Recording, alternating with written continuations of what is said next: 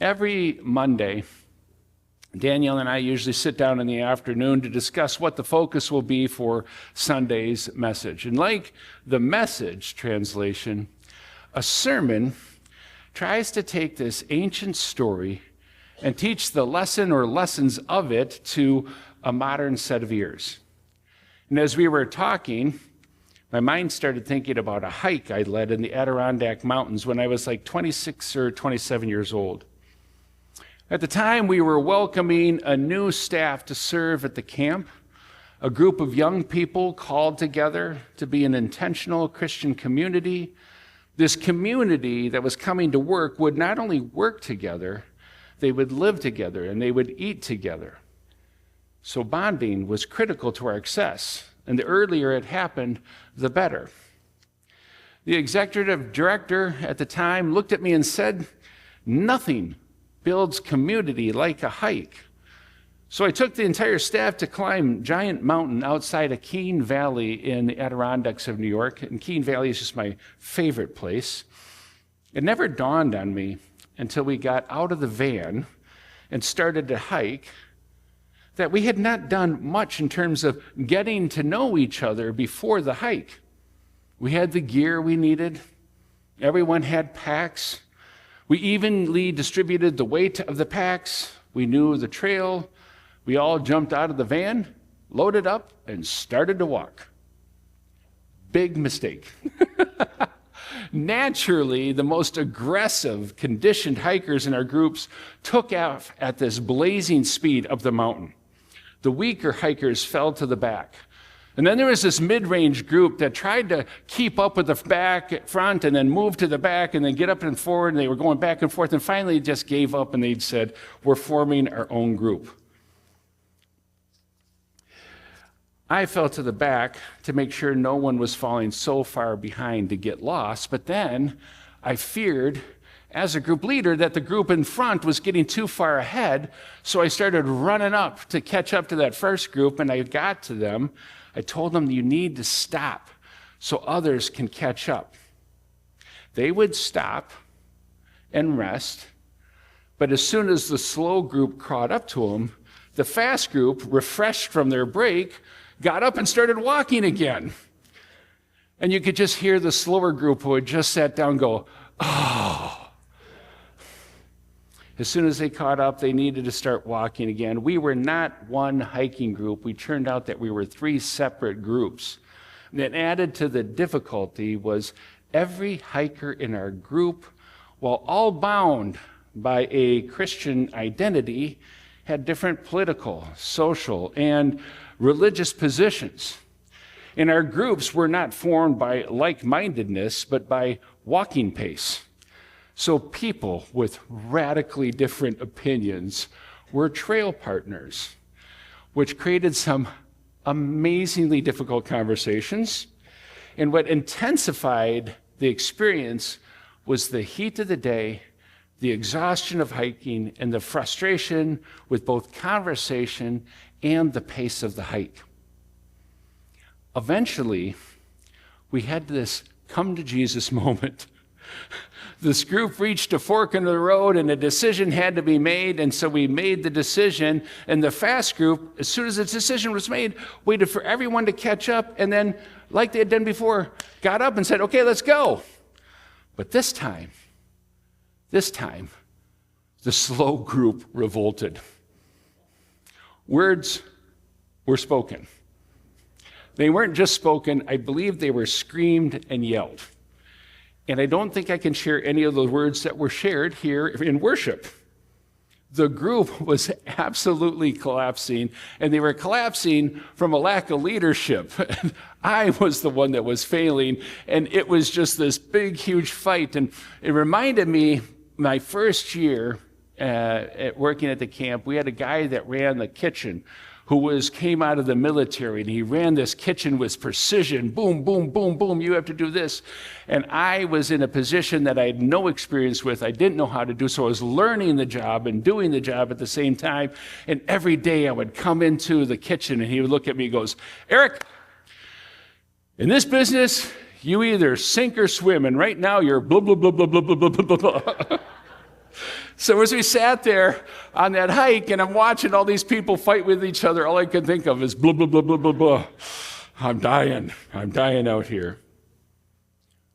We spent 45 minutes on the trail arguing. First, letting people voice their frustration. Then we spent time creating a new plan for hiking. That new plan meant that the fastest hikers in our group, they needed to be in the back, and the slowest hikers needed to be in the front. Next, we agreed to start speaking to each other differently, meaning we needed to listen to the needs and conditions before talking. Finally, we reconciled our differences and became a community. Our argument on that path turned out to be our saving, because we had spent so much time arguing on the trail that it delayed our ascent to the peak. And by the time we got to the peak, the sun was setting. To get to our campsite, we needed to descend the most rugged and steep part of the trail in complete darkness. What saved us was teamwork. The strong supported the weak. We sent the two fastest hikers ahead to reach the campsite, dump their gear, and then they came back and lightened the load of the weaker hikers. That night, we all fell asleep, exhausted, physically and emotionally, but the next morning, we woke up a community, equipped and ready to serve the world and each other. And this was not the last argument in that community, but moving forward, we knew how to settle the differences that we would have. I share that story with you to lift up the truth of Isaiah's words. Christians, despite all evidence to the contrary, think there is one true and right mentality in the community, one right way to worship, one right way to sing, one right way to act in the world. Look at the different denominations. And even within every denomination are thousands of competing ideas about faithfulness. Also, every time I talk about living in a Christian community, people tend to think of it as some kind of spiritual Shangri-La. Oh my gosh, all these good Christian peoples making a commitment to life together. How beautiful. It must be wonderful. Christian community, true community, is full of fights and arguments. One of the strongest communities we ever had a 3-hour argument over how to serve hot chocolate. It might seem from the insane. Note, the argument had nothing to do with hot chocolate, it had everything to do with side conflicts in the community, but we solved it. Isaiah is pointing out something we all know, but rarely consider. Worship lasts an hour. But there are 167 hours spent in between Sunday services.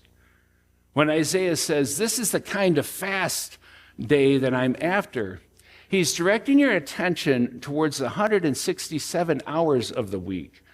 The criticism is that people are leaving the worship of God locked away in a temple. The people speak these beautiful prayers. They sing amazing songs at the top of their lungs. They bow and praise God like crazy. Then they leave the temple and tear into their neighbors as though God is not present in that relationship. The push for Isaiah is for that worshiping community to understand how they treat their neighbor is the ultimate form of worshiping God. The fast or worship God desires is more about your life outside the temple than in it. We are not isolated hikers who walk at our own pace regardless of their neighbor. We don't do that because it's not healthy, nor is it safe. The book of Isaiah is a really, really long book that's broken up into 3 parts. And the first part of the book of Isaiah is all about judgment and condemnation, directed toward the corruption of the people. Isaiah warns the people that your corruption is going to be a problem. You are no longer faithful. And if you continue this way, you will be conquered and captured and destroyed. And they were. They were conquered, they were captured, and they were sent off to lonely places. The second part of Isaiah is spoken to people living in captivity. God speaks to them a promise and a hope. Despite your faithfulness, God still loves you. And God will bring you back to Jerusalem. It is the hope, even in modern life, for people who feel hopeless. The third part of Isaiah, which we read today, is both warning and promise.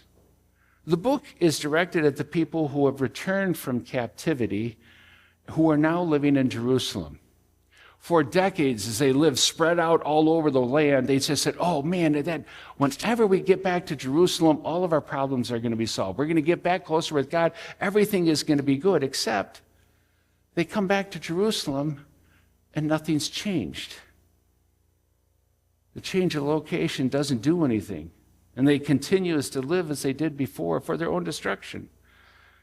They're like modern people who think they can find a perfect Christian community where no problems exist, or the right conflict-free zone. The problems that led to their defeat and capture are being repeated. The people have learned nothing. However, this time, instead of condemning the people like God did in 1st Isaiah, Isaiah warns and then directs the people to live differently. This is done by a series of if-then scenarios that are written in there in the book. If you do this, then this will happen. If you live as a responsible community and that values every member, then the lights will turn on and your lives will turn around at once. If you're compassionate, caring, tender, and responsive to your neighbor, then you will know joy and happiness. We in the United States right now, we have a community problem. Like our hiking group, we have people breaking away from each other, walking at their own pace without a concern for the whole. And no, this is not limited to one political party, no social group or religious group. It's just this kind of slow evaporation that's been happening for some time. It has been eroding, and I would argue, as the Depression and World War II generation dies. Nothing showed our fracture as a community quite like, I'm going to bring you back there, the great toilet paper famine of 2020. Do you remember the great toilet paper famine of 2020, right? It was horrible. Faced with the interruption of supply lines, news sources warned us night in and day out, a great pending toilet paper shortage is coming and you better be prepared. And our first instinct was to go out and buy all the toilet paper, hoard the toilet paper. You go to the grocery store and there's no toilet paper, and you would like, how much toilet paper do you need? We developed a scarcity mindset that was contrary to the generosity and community God desires. Hopelessness and scarcity mindset is living in darkness, and if you have it, you'll struggle to see light. However, if you live generously with a community mindset, the light will turn on and your lives will turn around at once. Now, most people I know eventually realize, what am I doing with all this toilet paper? And started to give it away to their neighbors. As I was thinking about that, this week, Lindsay has been in conversation with a friend of hers who is teaching in Saipan. And how many people know what's going on in Saipan? This super typhoon hit Saipan and just basically leveled the whole island. They are living in the most desperate of measures. They're struggling for food. They're struggling for electricity. They're struggling. Her friend has 2 hours of internet each day. As bad as it is, Lindsay's been sharing these stories with me. She's moved by the amount of community work they are doing to care for everyone and bring back life to normal. Everyone is having to make a sacrifice, but they will be stronger because of it. She shares those struggles of Saipan It is very difficult to complain about your problems in Minnesota when you're listening to what's going on in Saipan. Community is our strength. It is our strength. It is the fast God desires. Fast, not worshiping, is really an appropriate term. For a community to thrive, we need to fast from our own selfish desires for the good of the whole sometimes. I think our present challenges are not the sign of end times, as though life is ending. Perhaps it is the challenge we need to discover the light and joy of community. Throughout history, communities have fought through their differences. They have repeatedly emerged stronger and healthier and safer because of fighting through that. But the work of becoming a community does not happen without some level of cost. We just need to do the fast that God desires, which is, in big part, is letting God be God and knowing that we're in good hands and God does not stay silent in the troubles of the day, but leads us with a promise and a blessing and hope. So the lights will turn on and our lives will turn around at once. Amen.